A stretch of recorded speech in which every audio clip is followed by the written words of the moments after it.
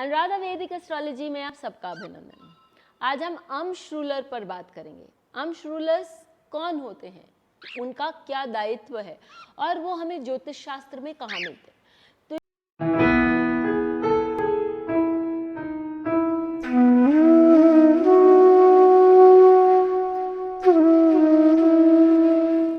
यदि आप बीपीएचएस या कोई भी क्लासिक पढ़ेंगे तो आपको समझ आएगा कि बीपीएचएस में तो खासकर डिविजनल चार्ट्स का जो चैप्टर है उसमें अंश रूलर्स के बारे में दिया गया है और वर्ग कुंडली के ये देवता माने जाते हैं। हर वर्ग कुंडली में अलग अलग देवता होते हैं। यदि हम नवांश देखें तो नवांश में 3 देवता हैं, देव, मनुष्य और राक्षस। उसके हिसाब से हम मैरिज के बारे में बहुत कुछ बता सकते हैं।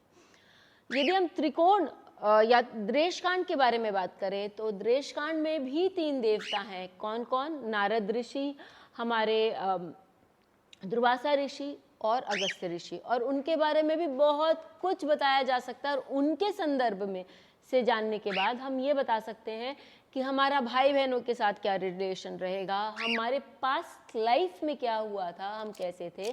हम ये भी बता सकते हैं कि व्यक्ति अपने जीवन में धन किस तरह से कमा सकता है, पेरेंटल प्रॉपर्टी के बारे में, या उनका नेचर, व्यक्तिगत नेचर, भाई बहनों का नेचर, बहुत सारी चीज़ें उससे मालूम पड़ती हैं। जब हम दशांश की बात करते हैं तो दशांश के 10 दिक्पाल होते हैं। ये जो दिक्पाल हैं ये अपने अपने क्षेत्र, ये 10 दिशाओं के आधिपत्य होते हैं और ये व्यक्ति के बहुत सारी चीज़ें कि वो अपना जॉब उसको कैसे मिलेगा, कौन सा टाइप ऑफ जॉब करना चाहिए, उसका बॉस कैसा हो सकता है। क्योंकि यदि आपको अपने बॉस के बारे में मालूम पड़ जाए तो बहुत सारी आपकी भी परेशानियां सुलझ जाती हैं। आप क्या जॉब, किस क्षेत्र में जॉब कर सकते हैं और साथ ही किन नियमों के साथ, किन प्रभाव के साथ काम कर सकते हैं, ये सारी चीज़ें मालूम पड़ती हैं। आपको यहाँ पर D10 ऑब्वियसली देखना है। D1 से ही आप सारी बातें नहीं निकाल सकते क्योंकि 10th हाउस D1 का आपको आपके मदर के जो प्रॉपर्टीज़ हैं या मदर के साथ जो ऑपोजिशन है उसके बारे में बता रहा है, मदर इन लॉ के बारे में बता रहा है, आपके बॉस के बारे में बता रहा है, आपके काम के बारे में, आपके ऑनर के बारे में। तो आप क्या क्या चीज़ देखेंगे D1 से, 10th हाउस से। लेकिन जब आप D10 में आते हैं, स्पेसिफिकली अपने करियर पर ध्यान देते हैं, तो आपको करियर की बातें बहुत सरलता से मालूम पड़ती हैं। साथ ही जब आप नक्षत्र, और मैंने इस पर भी बहुत वीडियोस बनाए कि आप डिविजनल चार्ट्स में नक्षत्र कैसे देखें, प्रैक्टिकल वीडियोस भी और एग्जाम्पल वाले भी वीडियोस बनाए हैं कि किस तरह से वो आपको रिजल्ट देते हैं। यहाँ पर फिर हम इस एग्जाम्पल एक लेंगे जहाँ हम इस बात को वापस साफ साफ आपके सामने रखेंगे। और आज हम इसके साथ अंश रूलर भी जोड़ेंगे कि अंश रूलर का क्या योगदान होता है और वो आपके प्रोफेशन में क्या चेंज लाते हैं, किस प्रकार से आपके प्रोफेशन को बताते हैं। तो चलिए हम शुरू करते हैं। ये चार्ट लेते हैं। इस चार्ट में सबसे पहले आप देखिए कि लग्न जो है वो आपका कन्या लग्न है, ठीक है। और आपको एक और बात बता दें कि जब हम चार्ट एनालिसिस करते हैं बहुत ज़रूरी है कि हमको चार्ट का पोटेंशियल जानना, अर्थात आपका चार्ट आपके बारे में क्या बोल रहा है, क्या क्या संभावनाएं हैं और वो संभावनाएं कब फलित होंगी। मैंने बैंक में एक एफडी करी और बैंक में वो 5 साल के लिए एफडी करी, तो क्या वो उसका जो इंटरेस्ट है मुझे वो फर्स्ट ईयर या सेकेंड ईयर में मिलेगा? नहीं मिलेगा, क्योंकि वो इंटरेस्ट जो है वो पूरा या जिस हिसाब से मैंने वो करी है कि भाई 5 साल के बाद मुझे पूरा अक्यूमुलेटेड धन मिले, तो ऑब्वियसली 5 साल बाद ही वो मिलेगा। तो उसी प्रकार आपके चार्ट में एक पोटेंशियल है, आपके पास वो रुपए हैं, लेकिन वो आपके लिए अवेलेबल 5 साल बाद ही होंगे, दशा अपनी दशा में ही अवेलेबल होंगे। इस प्रकार आप दशांतर दशा देखेंगे, प्रत्यंतर देखेंगे कि जहाँ पर भी वो स्वामी का जुड़ता है। और जैसे जैसे व्यक्ति की दशाएं बदलती हैं, व्यक्ति की मनोस्थिति बदलती है, उसका सोचने का ढंग बदलता है, उसके कार्य में चेंजेस आता है, क्योंकि दशा लॉर्ड का इम्पोर्टेंस ही एक अलग होता है। उस पर भी वीडियोस है, तो वो भी देखिए, तो वो दशा लॉर्ड बहुत स्ट्रांग हो जाता है। गोचर ऑब्वियसली इम्पॉर्टेंट है, गोचर पे बहुत बात की जा चुकी है, लेकिन आज जो बात है वो दशा पर ही हम ले रहे हैं। कि जो मेरे एक रेगुलर क्लाइंट है, उन्होंने मुझसे बोला कि मैडम मेरी वीनस की शुक्र की दशा लगने वाली है, तो आप मुझे बताएंगे कि मेरे लिए क्या काम करना संभव है, और ऐसा काम जिसको मैं अच्छे से करूं भी और उससे अच्छे से धन भी संचय करूं। तो वो उनकी बात बहुत अच्छी थी, क्योंकि ऑब्वियसली आपको मालूम है कि जब आपका समय परिवर्तन होने वाला है, तो उस हिसाब से आप अपने आप को भी यदि उस सांचे में ढाल लेंगे, तो ऑब्वियसली गति के साथ चलेंगे, समय के साथ चलेंगे, तो समय आपको बहुत सारी उपलब्धियां दे सकता है।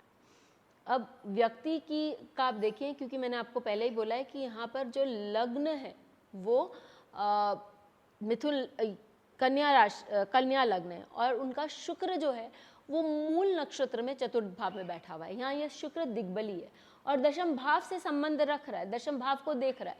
दिग्बली है तो जरूर अच्छे से काम देगा और अपने घर बैठे काम देगा वो उस व्यक्ति को, क्योंकि वहां पर वो प्लैनेट बहुत स्ट्रांग है। लेकिन मूल नक्षत्र में तो वो अचानक से हाई प्रोफाइल काम नहीं दे देगा। फिर उत्तराषाढ़ में होता तो अच्छे से हाई प्रोफाइल में देता, मूल से है तो उनको जड़ से उठकर काम करने आना पड़ेगा। फिर अब आप देखिए कि वो सेकेंड लॉर्ड और 9th लॉर्ड भी है शुक्र, तो सेकेंड लॉर्ड धन से भी संबंधित रखता है, वो उनको धन देगा वापस, शुरू में कम लेकिन बाद में अच्छा पर्याप्त अधिक धन देगा। और यहाँ पर आप देखिए कि यहाँ जो 9th लॉर्ड है वो आपको हायर स्टडीज़ या लक बता रहा है, तो उनको हायर स्टडीज़ का भी मौका मिलता है। ये सारी चीज़ें हमने और उनको रिसर्च का भी, क्योंकि वो मूल में बैठा हुआ है। ये सारी चीज़ें हमने D1 से देख ली। लेकिन अब हम D10 की तरफ चलते हैं, क्योंकि D10 को हमको और भी विस्तार में देखना है, उससे हमको निकालना है कि व्यक्ति क्या क्या कर सकता है। D10 में लग्न बदल जाता है, कर्क लग्न होता है और शुक्र जो है अष्टम भाव में आ जाते हैं। अष्टम भाव क्या बताता है? हीलिंग बताता है। आप किसी की चिकित्सा करिए, किसी का काउंसलिंग करिए, कोई रिसर्च करिए, कोई आप अकल्ट की तरफ जाइए, ये सारी विद्याएं जो पराविद्या होती हैं उनमें आप पढ़िए करिए। और क्या आपको इससे कुछ मिलेगा? घर बैठे मिलेगा। क्यों मिलेगा? क्योंकि आप देखिए कि यहाँ पर वो चतुर्थ भाव और एकादश भाव का स्वामी है। चतुर्थ भाव आपको घर से ही काम करवा रहा है, क्योंकि हम D10 का स्पेसिफिकली चार्ट कर रहे हैं, और 11th हाउस आपको फायदा भी दे रहा है। और ये जो शुक्र है वो अपने दोनों भावों से वेल प्लेस्ड है, तो वो उनको अच्छा काम भी दे रहा है और उससे अच्छा आय भी दे रहा है। लेकिन अब आप देखिए कि कौन से नक्षत्र में बैठा हुआ है, तो D10 में ये सद्भीष नक्षत्र में बैठा हुआ है। सद्भीष यानी कि वापस पराविद्या, बहुत जानना, अथाह तक आप जा सकते हैं, जिसके कारण लोग आपकी चीज़ों पर आपका एक कमांड होगा, कंट्रोल होगा। और यही नहीं, आप 4 लोगों को कंट्रोल करने के लिए या 4 लोगों को भी चीज़ें सिखाने के लिए सक्षम है, क्योंकि ये वरुण का नक्षत्र है, जिन्होंने लोगों को भी बहुत मदद करी है और लोगों को समझाया सिखाया भी है। फिर अब आते हैं हमारे आज के टॉपिक पर, यम, जो कि हमारे शुक्र के जिस अंश में है, जिस डिवीजन में शुक्र आते हैं, वो आप देखिए वो अंश रूलर कौन से हैं, वो आपके शुक्र के अंश में। तो ऐसी यम के अंश में यदि आप कथा उपनिषद पढ़ेंगे, यदि आप महाभारत का यक्ष प्रश्न पढ़ेंगे, तो आपको वहाँ से यम का कैरेक्टर समझ में आएगा कि यमराज जो है वो केवल मृत्यु के देवता नहीं है कि हाँ भाई वो आए लोगों को पकड़ के लेके जा रहे हैं, नहीं, उनमें इतना ज्ञान है, अथाह ज्ञान है। वापस वही पराविद्या वाली बात आ जाती है, और समझने की, लोगों की प्रवृत्ति समझने की, और एक आगे व्यक्ति कैसा हो सकता है व्यक्ति को परखने की, और उसके बारे में एक निर्णय लेने की, और उसको फिर एक अच्छे से पढ़ाने की, समझाने की जो प्रवृत्ति है वो भी आती है। तो पराविद्या और आपको जो ज्ञान आपका अर्जन है वो सही लोगों के हाथ में जाए, ये सारी चीज़ें जो है ये आपका यम आपको देते हैं। तो ये व्यक्ति, उनको मैंने ये बोला कि भाई आप अपने इसमें अकल्ट में थोड़ा थोड़ा आगे बढ़ो और अच्छे से रिसर्च करो, पढ़ते जाओ निरंतर, एक दिन, take 1 day at a time and do a lot of hard work. और अब देखोगे कि जब तक वीनस की दशा मध्य तक आती है कि 6-7 साल होगा, तब आपका एक अच्छा पोजीशन धीरे धीरे आप पकड़ने लगोगे, क्योंकि प्लैनेट्स भी कब इफ़ेक्ट अच्छे से देते हैं, इस पर भी गोपेश कुमार ओझा जी ने अपनी किताबों में लिखा है। फिर मैंने उनको ये भी बोला कि आप अकल्ट की ओर बढ़ो या हीलिंग की ओर बढ़ो, क्योंकि यम और सद्भीष नक्षत्र ये दोनों उसको बहुत स्ट्रांगली प्रमोट करते हैं, एग्जिबिट करते हैं। यदि आप जो प्रवाह है उसके साथ चलेंगे तो आप ऊपर उठेंगे। इसलिए आज उन्होंने एक अपना काम ये शुरू किया, धीरे धीरे काम शुरू किया, लेकिन एक अच्छे स्तर पर आ गए हैं और वो और भी आगे जाने की क्षमता रखते हैं।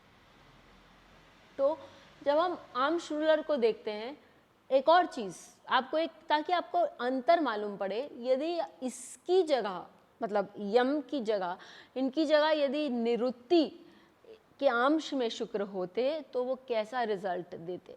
निरुक्ति के यदि डिवीजन में शुक्र होते तो ऐसे व्यक्ति जो हैं वो रिसाइकलिंग आदि में, वो उनका फिर पढ़ाई आदि में मन नहीं लगता, या लोगों को समझाने, लोगों को काउंसलिंग करने, लोगों को दिशा दिखाने में कोई मन नहीं लगता। फिर वो उनको रिसाइकलिंग की चीज़ों में या कोई भी ऐसी चीज़ें जहाँ पर हम पर्यावरण और तोड़ फोड़ इनको बैलेंस करते हुए किस तरह से काम कर सकते हैं, या get away with the old और कुछ नया आविष्कार करना, नया कुछ आगे सामने लाना, ये सारी चीज़ों में उनका ध्यान जाता है, या वो साधना में बहुत स्ट्रांग चले जाते हैं। तो ये सारी जो और फिर वहाँ से लोगों की हेल्प करते, तो ये सारी जो चीज़ें हैं खाली आर्म श्रूलर के परिवर्तन से ही बदल जाती हैं। Arm shoulders are very important. Pinpoint analysis के लिए वहाँ ज़रूर जाइए। फिर मिलेंगे, तब तक के लिए धन्यवाद। बेल आइकन को दबाएं ताकि आपको वीडियोस की अपडेट मिलती रहे। हमारे वीडियोस को लाइक करें, शेयर करें, उन पर कमेंट करें और हमारे चैनल को सब्सक्राइब करना न भूलें।